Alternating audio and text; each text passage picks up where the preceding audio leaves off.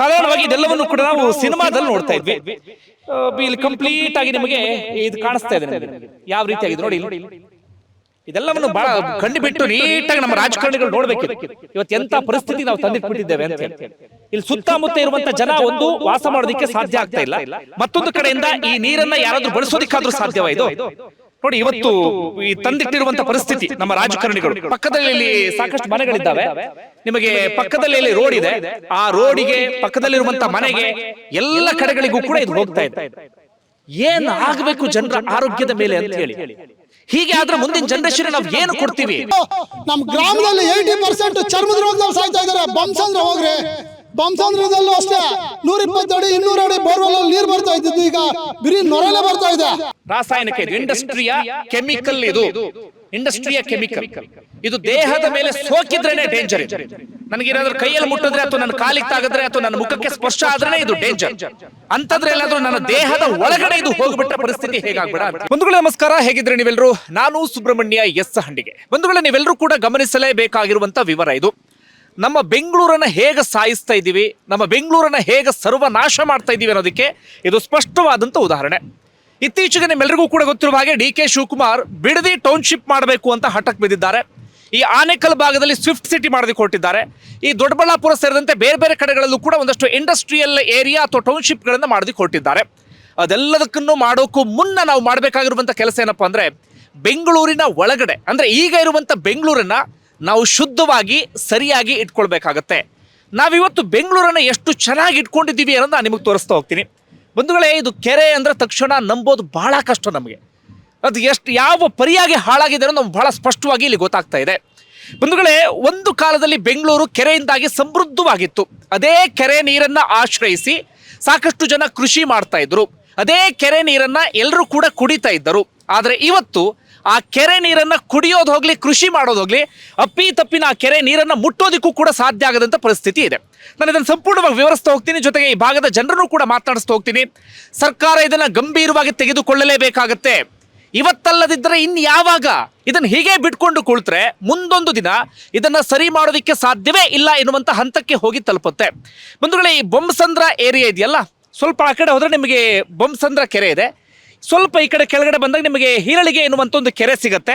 ಆ ಕೆರೆಯ ಪರಿಸ್ಥಿತಿ ನೋಡಿ. ಅಂದ್ರೆ ಇದು ಒಂದಕ್ಕೊಂದು ಇಂಟರ್ ಕನೆಕ್ಟ್. ಇದು ಬಂದರಘಟ್ಟದಿಂದ ಮೂಲ ಶುರುವಾಗುತ್ತೆ, ಅದರಿಂದ ಒಂದು ಕೆರೆಗೆ ಬರುತ್ತೆ, ಅದಾದ ಬಳಿಕ ಇನ್ನೊಂದು ಕೆರೆಗೆ ಬರುತ್ತೆ, ಅಂತಿಮವಾಗಿ ಈ ಲೇಕ್ಗೆ ಬಂದು ಇಲ್ಲಿಂದ ಇದು ಸೀದಾ ಮುತ್ತನಲ್ಲೂರು, ಚಂದಾಪುರ ಈ ಕಡೆ ಹೋಗಿ ದಕ್ಷಿಣ ಪಿನಾಕಿನಿಗೆ ಹೋಗಿ ತಮಿಳುನಾಡಿಗೆ ಬರುವಂಥ ವ್ಯಾಪ್ತಿಗೆ ಬರುವಂಥ ಒಂದು ಡ್ಯಾಮ್ಗೆ ಹೋಗಿ ಅಲ್ಲಿಂದ ಅದು ಅಂತಿಮವಾಗಿ ಸಮುದ್ರ ಸೇರುತ್ತೆ. ಆ ಮೂಲದಿಂದ ಸ್ವಲ್ಪ ಮುಂದೆ ಬರ್ತಾ ಇದ್ದ ಹಾಗೆ ನಿಮಗೆ ಸಾಕಷ್ಟು ಇಂಡಸ್ಟ್ರಿಗಳಿದ್ದಾವೆ. ಆ ಇಂಡಸ್ಟ್ರಿಯ ತ್ಯಾಜ್ಯ ಎಲ್ಲವೂ ಕೂಡ ಇದಕ್ಕೆ ಸೇರ್ಪಡೆ ಆಗ್ತಾ ಇದ್ದ ಹಾಗೆ ಎಲ್ಲಿಂದ ಇಂಡಸ್ಟ್ರಿಯ ತ್ಯಾಜ್ಯ ಸೇರ್ಪಡೆ ಆಗುತ್ತೋ ಅಲ್ಲಿಂದ ಇದು ಎಲ್ಲಿವರೆಗೆ ಹರಿಯುತ್ತೋ ಅಲ್ಲಿಯವರೆಗೂ ಕೂಡ ಇದು ಜನರ ಬದುಕನ್ನು ಹಾಳು ಮಾಡ್ತಾ ಇದೆ, ಭೂಮಿಯನ್ನು ಹಾಳು ಮಾಡ್ತಾ ಇದೆ. ನೋಡಿ ಇವತ್ತು ಕೆರೆಯ ಪರಿಸ್ಥಿತಿ ಹೆಂಗಾಗಿದೆ ಅಂಥೇಳಿ. ಸಾಧಾರಣವಾಗಿ ಇದೆಲ್ಲವನ್ನು ಕೂಡ ನಾವು ಸಿನಿಮಾದಲ್ಲಿ ನೋಡ್ತಾ ಇದ್ವಿ. ಇಲ್ಲಿ ಕಂಪ್ಲೀಟ್ ಆಗಿ ನಿಮಗೆ ಇದು ಕಾಣಿಸ್ತಾ ಇದೆ. ನಿಮಗೆ ಇದು ಯಾವ ರೀತಿಯಾಗಿದೆ ನೋಡಿ. ಇಲ್ಲಿ ಇದೆಲ್ಲವನ್ನು ಭಾಳ ಕಂಡುಬಿಟ್ಟು ನೀಟಾಗಿ ನಮ್ಮ ರಾಜಕಾರಣಿಗಳು ನೋಡಬೇಕಿದು. ಇವತ್ತು ಎಂಥ ಪರಿಸ್ಥಿತಿ ನಾವು ತಂದಿಟ್ಬಿಟ್ಟಿದ್ದೇವೆ ಅಂಥೇಳಿ. ಇಲ್ಲಿ ಸುತ್ತಮುತ್ತ ಇರುವಂಥ ಜನ ಒಂದು ವಾಸ ಮಾಡೋದಕ್ಕೆ ಸಾಧ್ಯ ಆಗ್ತಾ ಇಲ್ಲ. ಮತ್ತೊಂದು ಕಡೆಯಿಂದ ಈ ನೀರನ್ನು ಯಾರಾದರೂ ಬಳಸೋದಕ್ಕಾದ್ರೂ ಸಾಧ್ಯವ ಇದು ನೋಡಿ. ಇವತ್ತು ಈ ತಂದಿಟ್ಟಿರುವಂಥ ಪರಿಸ್ಥಿತಿ ನಮ್ಮ ರಾಜಕಾರಣಿಗಳು ನಾಚಿಕೆ ಮಾನ ಮರ್ಯಾದೆ ಇಲ್ಲದೆ ಸಂಪೂರ್ಣವಾಗಿ ಎಲ್ಲವನ್ನು ಕೂಡ ಹಾಳು ಮಾಡುವಂಥ ಕೆಲಸವನ್ನು ಮಾಡ್ತಾ ಇದ್ದಾರೆ. ಈಗ ಈ ಕೆರೆಯ ವಿಚಾರಕ್ಕೆ ಬರೋದು, ಇದು ಹೀರಳಿಗೆ ಕೆರೆ ಅಂತೇಳಿ. ಇದು ಬೊಮ್ಮಸಂದ್ರ ಲೇಕಿಂದ ಸ್ವಲ್ಪ ಮುಂದೆ ಬರುತ್ತೆ. ನೀವೆಲ್ಲ ಗಮನಿಸ್ತಾ ಇರ್ಬೋದು. ನೀವು ಪಕ್ಕದಲ್ಲಿ ಅಲ್ಲಿ ಕೆರೆಯ ನೀರನ್ನು ಸ್ಟೋರ್ ಮಾಡಿದ್ದಾರಲ್ಲ, ಆ ಕೆರೆಯ ನೀರು ಸೀದಾ ಈ ಕಾಲುವೆಗೆ ಬಂದು ಇಲ್ಲಿಂದ ಇದು ಮುಂದಿನ ಲೇಕ್ಗೆ ಹೋಗುತ್ತೆ. ಈ ಕಾಲುವೆಗೆ ಬರುತ್ತುವಂಥ ಸಂದರ್ಭದಲ್ಲಿ ಈ ರೀತಿಯಾಗಿ ಕೆರೆ ಸಂಪೂರ್ಣವಾಗಿ ನೀರು ಹಾಳಾಗಿ ಹೋಗಿದೆ. ಯಾವ ಕಾರಣಕ್ಕಾಗಿ? ಇಲ್ಲಿ ಜಿಗಣಿ ಇಂಡಸ್ಟ್ರಿಯಲ್ ಏರಿಯಾದಿಂದ ಹಿಡಿದು ಸಿಕ್ಕಾಪಟ್ಟೆ ಇಂಡಸ್ಟ್ರೀಸ್ಗಳೆಲ್ಲವೂ ಕೂಡ ಇದ್ದಾವೆ. ಆ ಇಂಡಸ್ಟ್ರಿಯವರು ಆ ತ್ಯಾಜ್ಯವನ್ನು ಕೆರೆಗೆ ಬಿಡುವಂಥ ಸಂದರ್ಭದಲ್ಲಿ ಅಥವಾ ರಾಜಕಾಲುವೆಗೆ ಬಿಡುವಂಥ ಸಂದರ್ಭದಲ್ಲಿ ಅದನ್ನು ನೀಟಾಗಿ ಶುದ್ಧವಾಗಿ ಬಿಟ್ಟರೆ ಇಂತಹ ಸಮಸ್ಯೆ ಉದ್ಭವ ಆಗೋದಿಲ್ಲ. ಅಂದರೆ ಇದಕ್ಕೆ ಮೂಲ ಕಾರಣ ಏನು ಅಂದರೆ ಇಂಡಸ್ಟ್ರಿಯವರೇ. ಅವ್ರು ಇದು ಯಾವುದಕ್ಕೂ ತಲೆ ಕೆಡಿಸ್ಕೊಳ್ಳೋದಿಲ್ಲ. ಅವ್ರ ಅಪ್ಪನ ಮನೆ ಆಸ್ತಿ ಏನು ಹೋಗುತ್ತೆ ಹೇಳಿ? ಅವ್ರಿಗೆ ಏನು ಲಾಸ್ ಆಗುತ್ತೆ? ಅವ್ರು ಏನು ಮಾಡ್ತಾರೆ ಹೇಳಿ? ಯಾವುದನ್ನೂ ಕೂಡ ಶುದ್ಧೀಕರಣ ಮಾಡದೆ ಸೀದಾ ತಂದು ಈ ಕೆರೆಗೆ ಬಿಟ್ಟುಬಿಡ್ತಾರೆ. ಆ ರಾಸಾಯನಿಕ ಕೆರೆಗೆ ಸೇರಿದ್ರೆ ಅದ್ರ ಇಂಪ್ಯಾಕ್ಟ್ ಏನಾಗುತ್ತೆ ಗೊತ್ತಾ? ಬರೀ ಈ ಕೆರೆಯ ನೀರಿನ ಮೇಲೆ ಮಾತ್ರ ಆಗೋದಿಲ್ಲ. ಜನ ಹೇಳ್ತಾ ಇದ್ರು, ಒಂದು ಕಾಲದಲ್ಲಿ ನಾವು ಈ ಕೆರೆ ನೀರಲ್ಲಿ ಈಜಾಡ್ತಿದ್ವಿ, ಇದನ್ನು ಕುಡಿಯೋದಕ್ಕೆ ಬಳಸ್ತಾ ಇದ್ವಿ, ಇದರಲ್ಲಿ ಮೀನು ಸಾಕಾಣಿಕೆ ಮಾಡ್ತಾ ಇದ್ವಿ ಅಂದರೆ. ಆದರೆ ಇವತ್ತು ಈ ಪರಿಸ್ಥಿತಿಗೆ ಬಂದ್ಬಿಟ್ಟಿದೆ.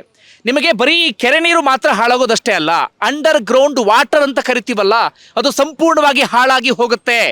ಇಲ್ಲಿ ಬೋರ್ಗಳನ್ನ ಮಾಡ್ಕೊಂಡು ಆ ಬೋರ್ ನೀರಿಂದ ಕೃಷಿ ಮಾಡ್ತಾ ಇದ್ದಾರಲ್ಲ, ಆ ಬೋರ್ ನೀರನ್ನ ಬಳಸೋದಕ್ಕೆ ಸಾಧ್ಯ ಆಗದಂತ ಪರಿಸ್ಥಿತಿಗೆ ಬಂದು ತಲುಪಿಬಿಡುತ್ತೆ. ಜೊತೆಗೆ ಇಲ್ಲಿ ಸುತ್ತಮುತ್ತ ಈ ನೀರನ್ನ ಕೃಷಿಗಾಗ್ಲಿ ಯಾವುದಕ್ಕೂ ಕೂಡ ಬಳಸೋದಕ್ಕೆ ಸಾಧ್ಯ ಆಗೋದಿಲ್ಲ. ಇಲ್ಲಿ ತರಕಾರಿ ಬೆಳೀಲಿ ಅಥವಾ ಇನ್ನೇನೇ ಬೆಳೀಲಿ ಇದೇ ನೀರಲ್ಲಿ, ಅಂದ್ರೆ ಇದರಿಂದ ಅಂಡರ್ ಗ್ರೌಂಡಿಗೆ ಹೋಗುತ್ತಲ್ಲ, ಆ ಬೋರ್ ನೀರಲ್ಲೇ ಬೆಳಿಬೇಕಾಗತ್ತೆ. ಆ ತರಕಾರಿಯನ್ನು ತಿಂದ್ರೆ ಅಥವಾ ಆ ಬೆಳೆಯನ್ನು ನಾವೇನಾದ್ರೂ ಅದನ್ನು ಸೇವನೆ ಮಾಡಿದ್ರೆ ನಮ್ಮ ದೇಹದ ಮೇಲೆ ಹೇಗೆ ಪರಿಣಾಮ ಬೀರ್ಬೇಡ ಹೇಳಿ. ಹಾಗೆ ಸರ್ಕಾರದ ಇನ್ನೊಂದು ಪ್ಲಾನ್ ಏನು ಗೊತ್ತಾ, ಈ ಗಲೀಜು ನೀರನ್ನು ಏನು ಮಾಡ್ತಾರೆ, ಸುತ್ತಮುತ್ತ ಇರುವಂತ ಜಮೀನುಗಳ ಮೇಲೆ ಬಿಟ್ಬಿಡ್ತಾರೆ.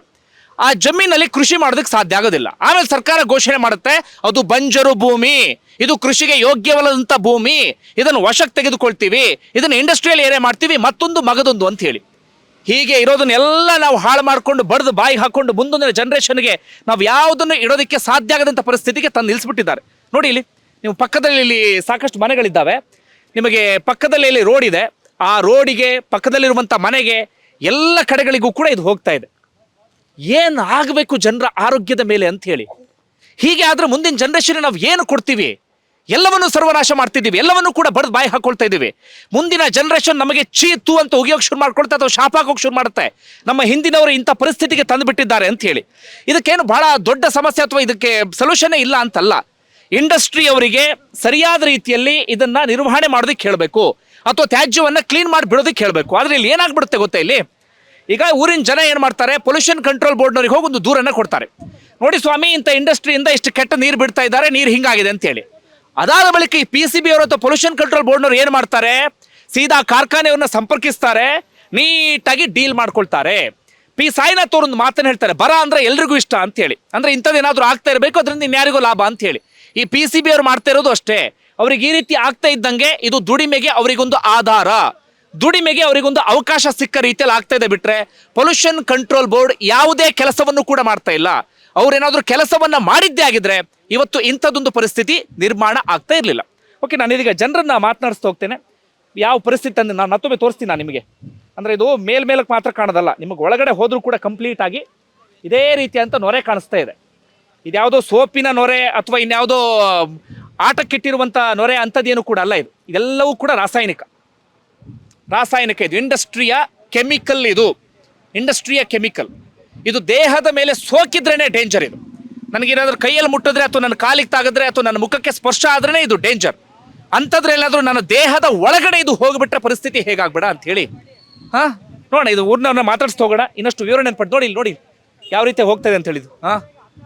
ಪಕ್ಕದಲ್ಲಿ ನೋಡಿ, ಅಲ್ಲಿ ವೆಹಿಕಲ್ಸ್ಗಳೆಲ್ಲ ಪಾಸ್ ಆಗ್ತಿದೆ, ಅದ್ರ ಎಲ್ಲ ಮೇಲೂ ಹೋಗ್ತಾ ಇದೆ ಗಾಳಿ ಬಂದಂಗೆ. ಇದು ಬರೀ ಈ ಭಾಗದಲ್ಲಿ ಮಾತ್ರ ಅಲ್ಲ, ಸುತ್ತಮುತ್ತ ಈ ಲೇಕ್ ಎಲ್ಲಿವರೆಗೆ ಹೋಗುತ್ತೆ ಎಲ್ಲ ಕಡೆಗಳಲ್ಲೂ ಕೂಡ ಇದೇ ರೀತಿಯಂಥ ಪರಿಸ್ಥಿತಿ ಇದೆ. ಓಕೆ, ಊರಿನ ಜನರನ್ನು ಮಾತನಾಡಿಸ್ತಾ ಹೋಗೋಣ. ಇದಕ್ಕೆ ಸಂಬಂಧಪಟ್ಟ ಹಾಗೆ ಇನ್ನೊಂದಷ್ಟು ವಿವರವನ್ನು ಪಡಿತಾ ಹೋಗೋಣ. ಈ ಕೆರೆಯ ಹಿನ್ನೆಲೆ ಏನು ಎತ್ತ ಅಂತೇಳಿ. ಸರ್, ಇವತ್ತು ಈ ಪರಿಸ್ಥಿತಿಗೆ ಬಂದು ತಲುಪಿದೆ. ಏನು ಸರ್ ಈ ಕೆರೆ ಹಿನ್ನೆಲೆ ಏನು, ಮುಂಚೆ ಹೆಂಗಿತ್ತು? ನೀವು ನೋಡ್ದಂಗೆ ಇಲ್ಲೊಬ್ರು ಹೇಳ್ತಾ ಇದ್ರು ಮುಂಚೆ ಅಲ್ಲಿ ಈಜಾಡ್ತಿದ್ವಿ ಅಂತೇಳಿ, ಇವತ್ತು ಈ ಪರಿಸ್ಥಿತಿ ಬಂದಿದೆ. ನೋಡಿ, 98ಅಲ್ಲಿ ನಾವು ಈ ಕೆರೆಯಲ್ಲಿ ಈಜು ಹೊಡಿತಾ ಇದ್ವಿ. ಗ್ರಾಮಸ್ಥರು 98ರಿಂದ ಆಚೆ ಈ ಕೆರೆಯಲ್ಲಿ ನೀರು ಎತ್ಕೊಂಡು ಊರುಗಳಿಗೆ ಹೋಗ್ತಾ ಇದ್ರು. ಅವಾಗ ಕೊಳವೆ ಬಾವಿಗಳು ತುಂಬ ಕಡಿಮೆ ಇತ್ತು. ಈಗ ಸದ್ಯಕ್ಕೆ ನಾವು ಪೊಲ್ಯೂಷನ್ ಬೋರ್ಡ್ ಅವ್ರಿಗೆ ಒಂದು 100 ಲೆಟರ್ಗಳು ಕೊಟ್ವಿ. ಇದು ಸಾಲ್ವ್ ಮಾಡೋಕ್ಕಾಗಲಿಲ್ಲ ನನ್ನ ಮಕ್ಳ ಕೈಯಲ್ಲಿ. ಪೊಲ್ಯೂಷನ್ ಬೋರ್ಡ್ ಇರೋದೇನೋ ಲಂಚ ತೆಗೆದುಕೊಂಡು ನನ್ನ ಮಕ್ಳು ಹೆಂಡತಿ ಮಕ್ಳಿಗೆ ಬಟ್ಟೆ ಕೊಡಿಸ್ಕೊಂಡು ನೆಮ್ಮದಿಯಾಗಿ ಇದ್ಬಿಟ್ಟವ್ರೆ. ನನ್ನ ಮಕ್ಳು ಬಟ್ಟೆ ಹಾಕೊಂಡು ಎಲ್ಲೋ ಬೆಂಗಳೂರಲ್ಲಿ ಇದ್ಬಿಟ್ರೆ ಸರ್ ಹೋಗುತ್ತೆ. ಪೊಲ್ಯೂಷನ್ ಬೋರ್ಡ್ ಕಮಿಷನರ್ನು ಸೇರಿ ನಾನು ಹೋಗಿತಾ ಇದ್ದೀನಿ. ಈ ನನ್ನ ಮಕ್ಳು ಬಿಡದಿ ಟೌನ್ಶಿಪ್ ಅಂತೆ, ಸರ್ಜಾಪುರ ಇಂಡಸ್ಟ್ರಿಯಲ್ ಅಕ್ವಿಜೇಷನ್ ಅಂತೆ. ಈ ನನ್ನ ಮಕ್ಳು ಮಾಡೋದು ಸಾಕು ಈ ಪರಿಸ್ಥಿತಿಗೆ ತಂದು ಇವ್ರ ಅಭಿವೃದ್ಧಿ ಇಡೀ ನಮ್ಮ ಆನೇಕಲ್ ತಾಲೂಕಿಗೆ ಮಾರಕ ಆಗ್ಬಿಟ್ಟಿದೆ. ಈಗ ಬಿಡದಿ ಟೌನ್ಶಿಪ್ ಮಾಡಲಿ, ಬಿಡದಿ ಸುತ್ತಮುತ್ತಲಿರೋ ಹಳ್ಳಿಗಳಿಗೂ ಇದೇ ಗತಿ ಬರುತ್ತೆ. ನಾವೇನು ಮಾಡಿದ್ವಿ, ಈ ರಾಜಕಾಲುವೆ ನೀರೇ ನಮ್ಗೆ ಕರೆಕ್ಟ್ ಬೇಡ, ಈ ದರಿದ್ರನೇ ನಮಗೆ ಬೇಡ ಅಂತ ಹೇಳ್ಬಿಟ್ಟು ಒಂದು 2 ವರ್ಷದಿಂದ ಒಬ್ಬ CSR ಫಂಡ್ ಅವ್ರು ಹಿಡ್ಕೊಂಡ್ಬಂದು ಸುತ್ತಲೂ ಈ ರಾಜಕಾಲುವೆಯಿಂದ ಬರೋ ನೀರನ್ನ ಡೈವರ್ಟ್ ಮಾಡಿಬಿಟ್ವಿ. ಡೈವರ್ಟ್ ಮಾಡಿ ಒಂದು ಸೈಡಿಗೆ ಬಿಟ್ಬಿಟ್ವಿ. ಮಳೆ ನೀರು ಮಾತ್ರ ಕೆರೆಗೆ ಬಿಟ್ಕೊಂಡ್ವಿ. ಮಳೆ ನೀರಲ್ಲೇ ಕೆರೆನೂ ಒಂದು ಸಾರಿ ತುಂಬಿತು. ಈ ಕಾಲದ ಇವಾಗ ಬರ ಇದೆ, ಸ್ವಲ್ಪ ಕೆರೆಯಲ್ಲಿ ಸ್ವಲ್ಪ ನೀರು ಕಡಿಮೆನೇ ಇತ್ತು. ನಾವು ಲೆಟ್ರ್ಗಳು ಕೊಟ್ಟಿದ್ದೀವಿ. ಬಂಸಂದ್ರದಿಂದ ಇಲ್ಲೆಲ್ಗೆಗೆ ಬರುವಂತಹ ರಾಜಕಾಲುವೆ ಅರ್ಧಕ್ಕೆ ನಿಂತೋಗಿದೆ. ಅರ್ಧದಿಂದ ಆಚೆ ಅಕ್ವಿಜೇಷನ್ ಮಾಡಿ ನಮಗೆ ಈ ನೀರನ್ನ ಸೈಡ್ ಮಾಡಿ ಹೊರಗಡೆ ಬಿಟ್ಬಿಡಿ. ನೀವಂತೂ ಟ್ರೀಟ್ಮೆಂಟ್ ಪ್ಲಾಂಟ್ ಮಾಡಿ ಈ ಕೆರೆಗೆ ಶುದ್ಧತೆ ನೀರು ಬಿಡೋದಕ್ಕೆ ನಿಮ್ಮ ಕೈಯಲ್ಲಿ ಆಗೋದಿಲ್ಲ ಅಂತ ಹೇಳ್ಬಿಟ್ಟು ನಾವು ಕಮಿಷನರ್ಗೆ 2 ಲೆಟ್ರ್ ಕೊಟ್ಟಿದ್ದೀವಿ. ಬಂಸಂದ್ರ ಪುರಸಭೆ CO ಅವರು 6 ತಿಂಗಳಿಂದನೇ ಲೆಟ್ರ್ ಕೊಟ್ಟಿದ್ದಾರೆ. ಸಂಪರ್ಕ ರಾಜಕಾಲುವೆ ಇಲ್ಲ, ದಯವಿಟ್ಟು ಸಂಪರ್ಕ ರಾಜಕಾಲುವೆ ಒತ್ತುವರಿ ತೆರವು ಮಾಡಿಸ್ಬಿಟ್ಟು ಕೆರೆಯಿಂದ ಕೆರೆ ಒಳಗೆ ಹೋಗಿದ್ರೆ ಈ ನೀರನ್ನ ಸಪ್ರೇಟ್ ಮಾಡಿ ಅಂತ ಲೆಟ್ರ್ಗಳು ಕೊಟ್ವಿ. ನನ್ನ ಮಗನೂ ತಲೆ ಕೆಡಿಸ್ಕೊಂಡಿಲ್ಲ. ಪ್ರೈವೇಟ್ ಜಮೀನುಗಳಲ್ಲಿ ನೀರು ಬರ್ತಾ ಇತ್ತು. ಪ್ರೈವೇಟ್ ಜಮೀನುಗಳು ಅವ್ರು ಎಷ್ಟು ದಿನ ನೀರು ಬಿಡ್ತಾರೆ? ಅವ್ರವ್ರ ಜಮೀನು ಅವ್ರವರು ಮಣ್ಣು ಹಾಕೊಂಡು ಹೈಟ್ ಮಾಡ್ಕೊಂಡ್ಮೇಲೆ ನಾವು ಮಳೆ ನೀರು ಒಳಗಡೆ ಬರೋದಕ್ಕೆ ಬಿಟ್ಕೊಂಡಿದ್ವಲ್ಲ, ಅದರಿಂದ ಈಗ ನೀರು ಕೆರೆ ಒಳಗೆ ಬಂದು ತುಂಬೋಗಿದೆ. ಮೀಥೇನು ಈಥೇನು 90% ಇದ್ದಾರೆ ಈ ಕೆರೆಯಲ್ಲಿ. ಇದೇ ನೀರೇ ಈಗ 150 ಅಡಿ 200 ಅಡಿಯಲ್ಲಿ ಬೋರ್ವೆಲ್ ನೀರವ್ರಿಗೆ ಯಾರಿಗೂ ಹೋಗುತ್ತೆ? ಇದೇ ನೀರೇ ನಮ್ಮೂರಲ್ಲಿ ಕುಡಿತಾ ಇರೋದು. ನಮ್ಮೂರಲ್ಲಿ ಸರಿಸುಮಾರು 80% ಜನಗಳು ಎಲ್ಲ ಕೇರ್ಕೊಂಡು ಕೂತವ್ರೆ, ಚರ್ಮದ ರೋಗಗಳು ಬಂದು. ಈ ನನ್ನ ಮಕ್ಕಳು ಟ್ರೀಟ್ಮೆಂಟ್ ಪ್ಲಾಂಟು ಮಾಡೋದಿಲ್ಲ, ಏನು ಮಾಡೋದಿಲ್ಲ. ಈಗ ನಮ್ಮ DK ಶಿವಕುಮಾರ್ ಆಟಕ್ಕೆ ಬಿದ್ದು ಬಿಡದಿ ಟೌನ್ಶಿಪ್ ಮಾಡ್ತಾ ಇದ್ದಾರೆ. ಬಿಡದಿ ಸುತ್ತಮುತ್ತಲಿನ ಗ್ರಾಮಗಳು 20 ವರ್ಷ ಆದಮೇಲೆ ಏನಾಗುತ್ತೆ? ಇದೇ ಹಣೆ ಬರ. ಸರ್ಜಾಪುರ ಈಗ ಎಲ್ಲ ಅಕ್ವಿಜೇಷನ್ಗಳಂತ ಹೇಳ್ಬಿಟ್ಟು ಎಲ್ಲ ಫೈನಲ್ ನೋಟಿಫಿಕೇಶನ್ ಮಾಡ್ತಾ ಇದ್ದಾರಲ್ಲ, ಸರ್ಜಾಪುರದಿಂದ ಆ ಕಡೆ ಅವ್ರದ್ದು ಇದೇ ಪರಿಸ್ಥಿತಿ. ಈ ನನ್ನ ಮಕ್ಕಳು ಎಲ್ಲ ಮಾಡಿಬಿಟ್ಟು ಹೋಗ್ಬಿಡ್ತಾರೆ. ಮುಂದಿನ ನಮ್ಮ ಮಕ್ಕಳ ಪೀಳಿಗೆಗೆ ಇದೇ ಗತಿನೇ ಬರೋದು. ಇದು ಒಂದು ನಿಮಿಷ ಇಲ್ಲಿ ನೋಡಿ, ಇಲ್ಲಿ ಒಂದು ವರದಿ ರೆಡಿ ಮಾಡ್ಕೊಂಡಿದ್ದಾರೆ. ಸೀಸದ ಅಂಶ ಯಾವ ಪ್ರಮಾಣದಲ್ಲಿದೆ ಅಂತ ಹೇಳಿ ನೋಡಿ. ಆ ಸೀಸದ ಅಂಶ ಜಾಸ್ತಿ ಇದ್ದಾಗ ಏನೇನು ಆಗುತ್ತೆ ಅನ್ನೋದನ್ನ ನೀವು ಇಲ್ಲಿ ಗಮನಿಸ್ತಾ ಇದ್ರಿ. ಇಲ್ಲಿ ಮೆದುಳು ಮತ್ತು ನರಮಂಡಲ ಕಂಪ್ಲೀಟ್ ಆಗಿ ಹಾನಿ ಆಗುತ್ತೆ. ಹಾಗೆ ಸ್ನಾಯು ಅದೆಲ್ಲವೂ ಕೂಡ ಕಂಪ್ಲೀಟ್ ಆಗಿ ಇದಾಗಿ ಹೋಗ್ಬಿಡುತ್ತೆ. ದೃಷ್ಟಿ ಹಾಗೆ ಶ್ರವಣದ ಶಕ್ತಿ ಕುಂಠಿತ ಆಗುತ್ತೆ. ಮೂತ್ರಪಿಂಡಗಳ ಹಾನಿ ಆಗುತ್ತೆ. ಗರ್ಭದಲ್ಲಿನ ಶಿಶುವಿನ ಮೆದುಳಿಗೆ ಅಥವಾ ಮೆದುಳಿನ ಬೆಳವಣಿಗೆ ಮೇಲೆ ಗಂಭೀರವಾದಂಥ ಹಾನಿ ಆಗುತ್ತೆ.